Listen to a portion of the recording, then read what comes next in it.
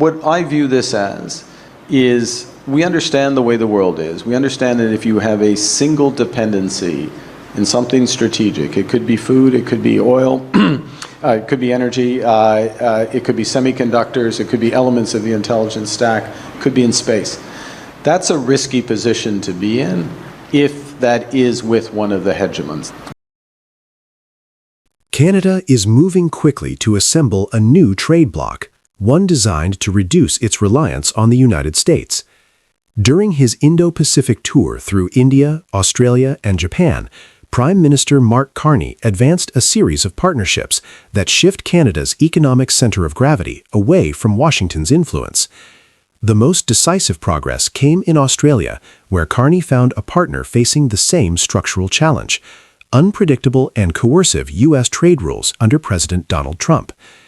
Instead of waiting for the next tariff shock or political swing, Canada is laying down the early architecture of a new economic system. And the pivot is not symbolic or rhetorical. It is structural, deliberate, and already changing the balance of power in the Pacific and North America. Today, there's more than $200 billion in two-way investment between Canada and Australia, and it's very much in the mining sector and also with the financial institutions like the pension funds that are very actively engaged together in projects both in Australia and in Canada. The partnership with Australia is becoming the backbone of Canada's Pacific strategy.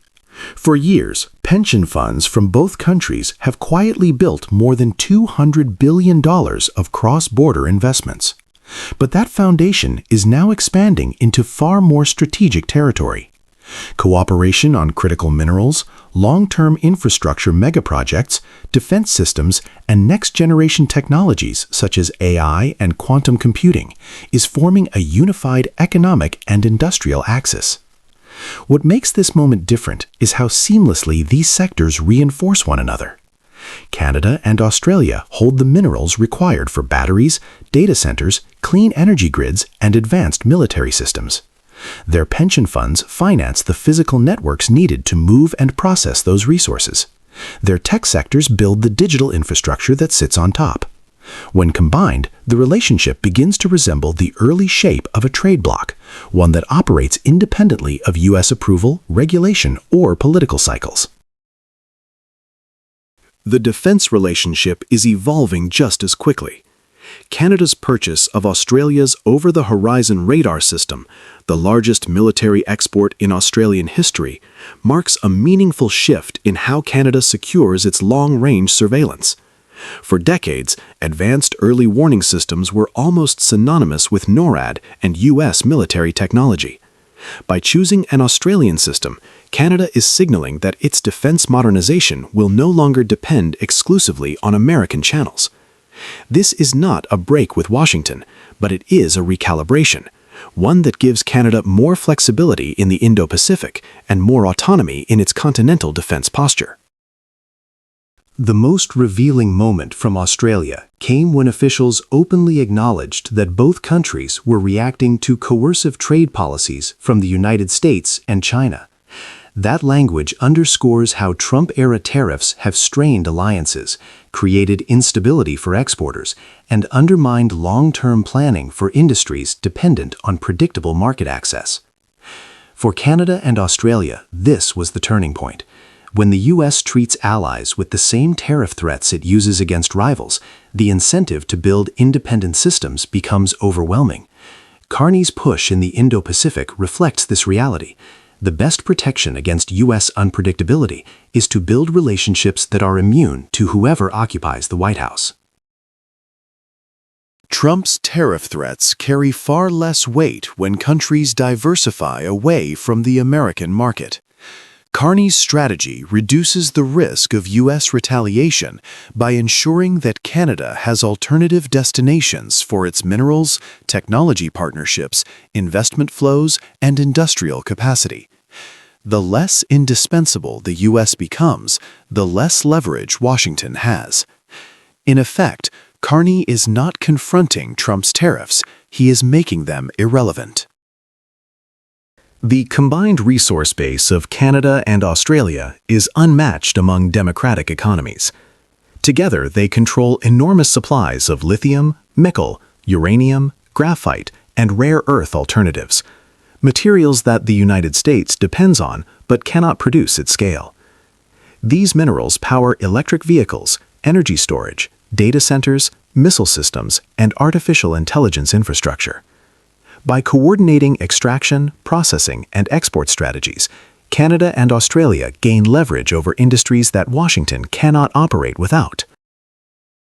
Equally important is how both countries finance and build national infrastructure. Canadian and Australian pension funds are constructing electricity grids, toll road networks, clean energy corridors, and large-scale data centers. These projects no longer rely on U.S. banks or regulatory systems, meaning the economic arteries of both countries are becoming more self-sufficient. This financial independence reduces American influence over critical infrastructure and positions Canada and Australia as co-architects of a Pacific economic corridor. Canada's Indo-Pacific strategy is advancing through Australia, not through U.S. mediation. This opens doors into Vietnam, Indonesia, India, and Japan, creating a regional network where Canadian companies can operate without needing Washington's endorsement or access routes. It is an entirely parallel system, built on shared interests rather than American gatekeeping. For the first time in decades, Canada has a credible path into Asia that does not flow through the United States. Australia wants stable entry into North American markets, and Canada wants durable entry into the Indo-Pacific. By aligning their interests, both countries bypass U.S. gatekeeping and create a bilateral highway of investment, trade, minerals, and defense cooperation. Canada becomes the link between Asia's fastest-growing economies and the resources and industrial capacity of the Western Hemisphere. Each new agreement Carney signs with Australia, India, or Japan reduces Canada's exposure to Trump's tariff cycles, U.S. political instability, and the threat of market retaliation. The United States remains Canada's closest neighbor, but no longer its sole lifeline. Carney's emerging doctrine is now unmistakable. Canada will continue cooperating with the U.S. on security challenges, such as Iran, but it will pursue economic independence wherever possible. The Australia partnership is the clearest demonstration of this principle. Canada stands with the United States on matters of global security, yet it is building economic architecture that the United States does not control. While Trump focuses on tariffs and border theatrics, Canada is constructing a multi-nation economic ecosystem with Australia at its center, one that bypasses U.S. leverage and slowly erodes Washington's economic pull. It is a quiet shift, but one with enormous consequences. Canada is becoming a founding member of a next-generation Indo-Pacific trade axis, built on stability, resources, and long-horizon strategy. And that raises an unavoidable question.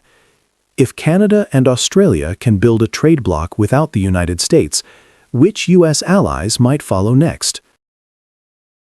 One of the messages today we're saying, say hi, is we put in the budget, Minister of Housing, you know all this, your MP, the MP for a reason, of course the mayor here, but we've got $25 billion in the federal budget to scale projects like this across the country.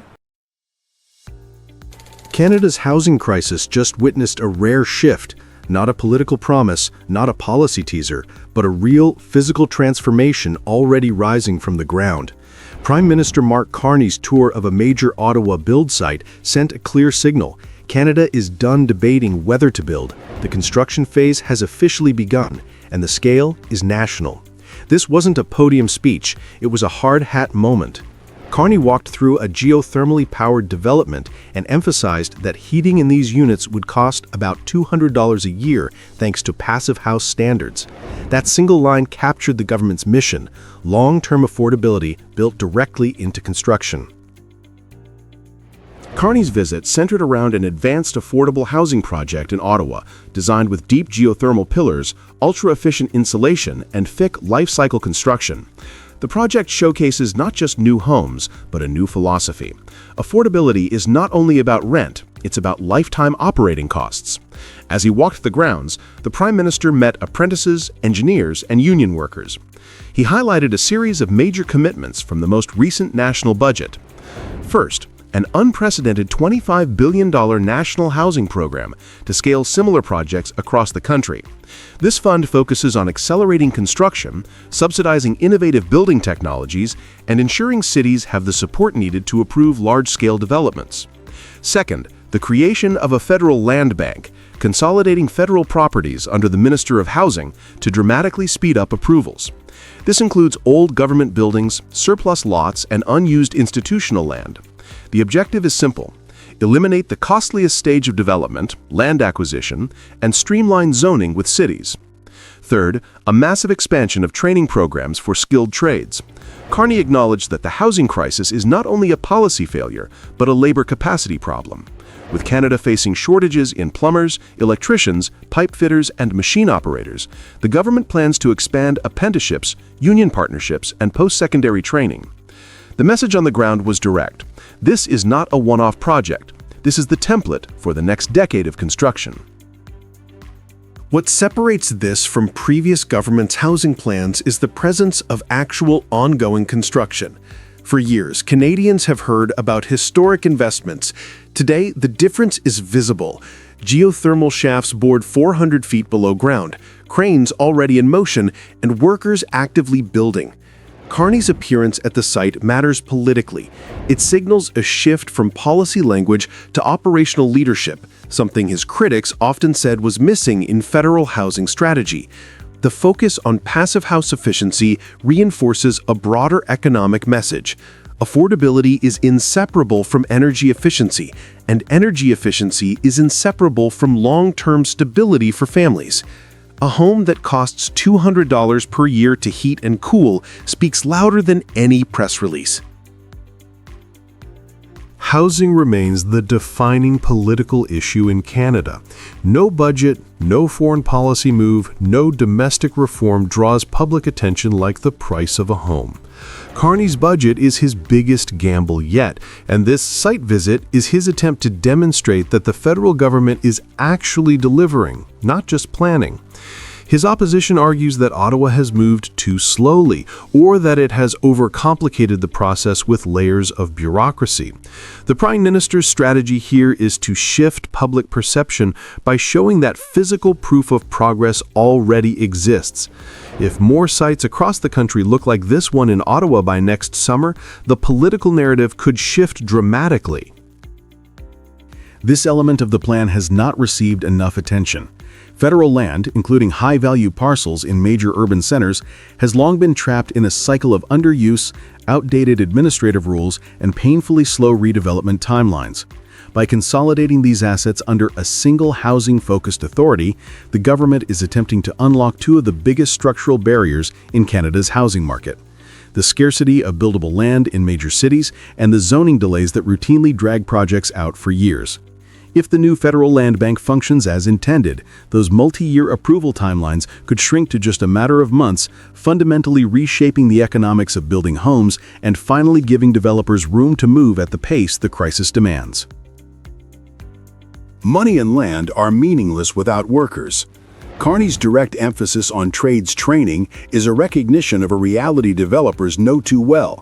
Canada simply cannot build its way out of this crisis with the current workforce. This is where the government's approach becomes more holistic than previous attempts. Expanding apprenticeship pathways helps new workers enter the field. Deepening partnerships with unions ensures training aligns with real labor needs.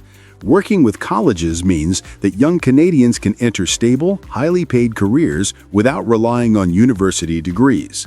It's a long-term fix, but without it, no national housing strategy can succeed.